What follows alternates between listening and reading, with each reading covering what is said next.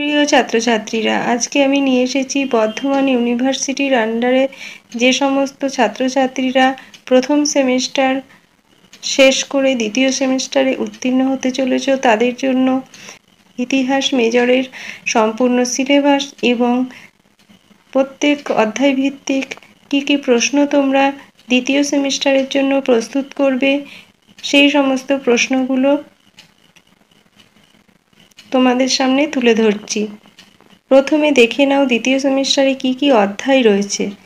দ্বিতীয় সেমিস্টারে তোমরা পড়বে প্রাচীন বিশ্ব সভ্যতার ইতিহাস। এখান থেকে প্রথম অধ্যায়ে তোমরা পড়বে মিশরীয় সভ্যতার রাজনৈতিক বিকাশ, শিল্প, স্থাপত্য এবং ধর্ম। দ্বিতীয় অধ্যায়ে তোমরা পড়বে মেসোপটেমিয়া সভ্যতা। এখানে তোমরা পড়বে সুমেরীয়, ব্যাবিলনীয়, আসিরীয়, আক্কাদীয়, সমাজ, ধর্ম, স্থাপত্য, প্রশাসন এবং শিল্প। তৃতীয় অধ্যায় থেকে পড়বে চীনা সভ্যতা। সেখানে তোমরা পড়বে রাজনীতি, সমাজ, বিজ্ঞান ও প্রযুক্তি। চতুর্থ অধ্যায়ে তোমরা পড়বে পারস্য সভ্যতা। সেখানে তোমরা পড়বে রাজনৈতিক, সামাজিক ও অর্থনৈতিক অবস্থা। সবশেষ অর্থাৎ পঞ্চম অধ্যায় ধ্রুপদী গ্রিস। এখানে তোমরা পড়বে এথেন্স, স্পার্টা, গ্রিস, পারস্য যুদ্ধ এবং পেলোপনেশিয়ান যুদ্ধ, গ্রিসে পেরিক্লিয়ান যুগ, রাষ্ট্র ও সমাজের বৃদ্ধি, বিজ্ঞান, শিল্প ও দর্শনের বিকাশ। এইবার তোমরা দেখে নাও অধ্যায় ভিত্তিক যে প্রশ্নগুলি তোমরা প্রস্তুত করবে সেকেন্ড সেমিস্টারের জন্য। সেই প্রশ্নগুলি হলো, প্রথম অধ্যায় থেকে যে প্রশ্নগুলি পড়বে, মিশরীয় সভ্যতার বৈশিষ্ট্যগুলি আলোচনা করো।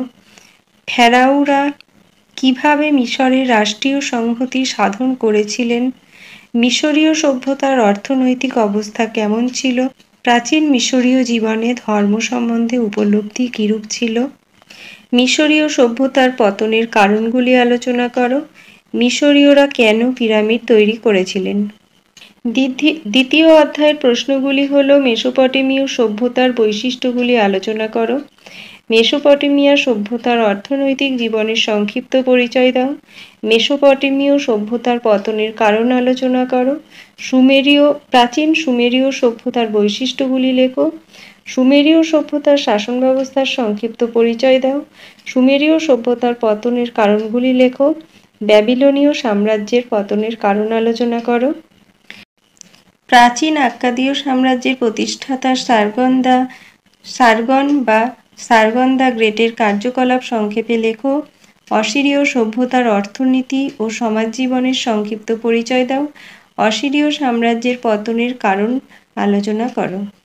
তৃতীয় অধ্যায়ের প্রশ্নগুলি হল, চীনের সাং বংশের আর্থসামাজিক অবস্থা আলোচনা করো। প্রাচীন চীনে বিজ্ঞান চর্চা ও চেতনার ইতিহাস চর্চার পরিচয় দাও। সাং বংশের পতন কিভাবে সূচিত হয়েছিল? চীনের সাং যুগের সামাজিক ও ধর্মীয় অবস্থা আলোচনা করো। তুমি কি সাং রাষ্ট্রকে স্লেভ উইং স্টেট বলে মনে করো? চতুর্থ অধ্যায়ের প্রশ্নগুলি হল, পারসিক সাম্রাজ্যের প্রতিষ্ঠাতা হিসেবে রাজা সাইরাস বা কাইরাসের ভূমিকা আলোচনা করো। পারসিক সাম্রাজ্যের ইতিহাসে রাজা প্রথম দারায়ুসের কৃতিত্ব আলোচনা করো। পঞ্চম অধ্যায়ে তোমাদের বেশ অনেকগুলি প্রশ্ন প্রস্তুত করতে বলবো। এগুলি 5 এবং 10 নম্বরের ভালো করে দেখে নাও। পঞ্চম অধ্যায়ের প্রথম প্রশ্ন হলো, পলিসের উদ্ভবের কারণগুলি আলোচনা করো। পলিস বা নগররাষ্ট্রের বৈশিষ্ট্য ও প্রকৃতি আলোচনা করো। স্পার্টার নগররাষ্ট্রের বৈশিষ্ট্য আলোচনা করো। পেলোপনেশীয় যুদ্ধের কারণ আলোচনা করো। পেরিক্লিসের যুদ্ধনীতি আলোচনা করো। সিসিলি অভিযানের ফলাফল আলোচনা করো। সক্রেটিসের দর্শন চিন্তা আলোচনা করো। প্লেটোর দর্শন চিন্তা আলোচনা করো। অ্যারিস্টটলের দর্শন চিন্তা আলোচনা করো। অ্যারিস্টটলের রাষ্ট্রচিন্তা আলোচনা করো। প্লেটো ও অ্যারিস্টটলের চিন্তাধারার সাদৃশ্য ও বৈসাদৃশ্য আলোচনা করো। হোমারের সময়কাল ধ্রুপদী গ্রীসের বিবর্তন সম্পর্কে ধারণা দাও। প্রাচীন গ্রীসের নারীদের সামাজিক অবস্থান আলোচনা করো।